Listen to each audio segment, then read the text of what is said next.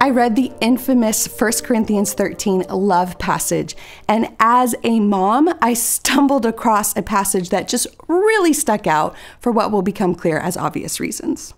So, verse 4 says, "Love is patient and kind. Love does not envy or boast. It is not arrogant or rude." And then this was the part that caught me. "It does not insist on its own way." Here's the thing. I have a 6-year-old and a almost 3-year-old. And if they are anything, they are insistent on their own way. I think I spend about 90% of my mothering life talking them into a way that is not just good for them, but is good for the whole family. And so, I read all the blog posts and I do all the creative things. I use the language like, we're a team, we're a family, we do things together, we share our toys, etc., etc.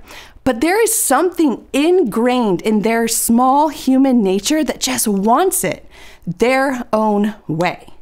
So it's an invitation today for you and I to examine what parts of our life are we demanding that we have it our own way? Because if 1 Corinthians 13 is to be believed, having it our own way is one of the greatest obstacles to living a life of love.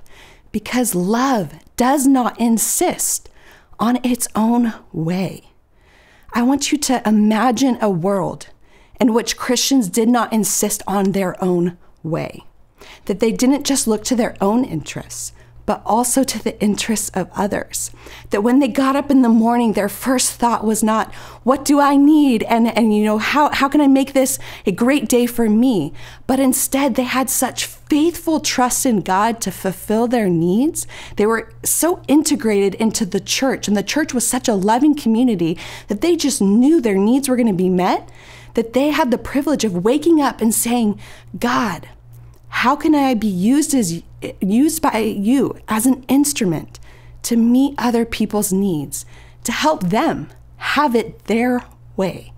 Because just like God himself left heaven and came to earth, not so that he could have it his own way, but so that he could be a servant to us and do what we needed, ultimately for his glory.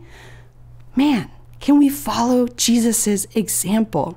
Not taking the path of our own way, but instead humbling ourselves, taking the nature of a servant and making it happen for others.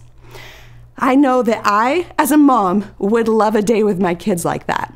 And while they're on their way to reaching that maturity of love, it's an invitation for me as a mom myself to serve, to slow myself down, to see what they need, to see what they want, and to help them have a fabulous day. So wake up this morning, go about your day, and ask God to just put aside any temptation in yourself to strive and grip onto your own way.